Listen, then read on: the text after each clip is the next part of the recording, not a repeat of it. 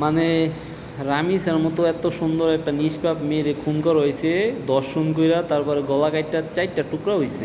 এই দর্শনকারী খুনির বাচ্চা খুনিরে এখন শুনতাছি যে 1 মাস পরে ফাঁসি দেওয়া হইব। মানে জনগণরে কলা দিয়ে বোঝাইতেছে, মানে জনগণরে একটা বুঝ দিছে 1 মাস পরে রামিসা হত্যার ফাঁসি হইব।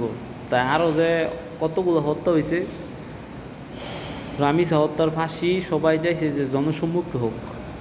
জনসম্মুখে তো দূরের কথা, এখন দেখতেছি 1 মাস পরে ফাঁসিতে হইব। এরকম কোনো নজির নেই বাংলাদেশে যে জনসম্মুখে ফাঁসি দিছে বা এমনিতেও ফাঁসিতে ঝুলাইছে দর্শন করে যারা খুন করছে, যারা দর্শনকারী। তো বাংলাদেশে বর্তমান যে পরিস্থিতি, শিশুরা যারা ছোট শিশু তারা স্কুলে ইপটিজিংয়ের শিকার হয় শিক্ষকদের হাতে, নির্যাতনের শিকার হয় শিক্ষকদের হাতে, দর্শনের শিকার হয় শিক্ষকদের হাতে। স্কুলে গিয়েও এখন শান্তি নেই, মাদ্রাসায় শান্তি নেই, মাদ্রাসাও একই সিস্টেম হয়ে গেছে। হুজুররা বিভিন্ন ধরনের ইপটিজিং, দর্শন, যৌন হয়রানি এগুলো করে।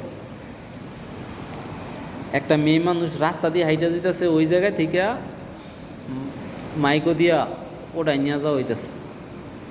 মানে বাপের থেকে মেয়ে ওঠাই নিয়ে যাওয়া হইতেছে। মানে বাংলাদেশে মানে কোনো আইন নাই, আইন বলতে কোনো কিছু নাই। যার টাকা আছে হ্যারোই মনে করে সব কিছু আছে।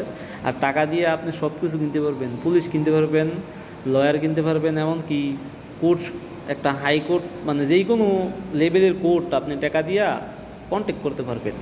মানে যেই কোনো লেভেলের বিচারপতি আপনি টাকা দিয়ে কন্ট্যাক্ট করতে পারবেন। মানে এই দেশটা হয়ে গেছে এরকম।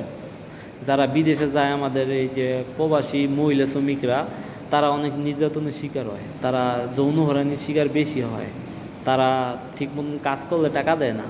তারা যারা বিদেশে যায় অনেক আশা কইরা বলে এই কাজ, কিন্তু নিয়ে দেয় অন্য কাজ, মানে করার মতো বাও নাই, আজে বাজে জায়গা ফালায় হয়।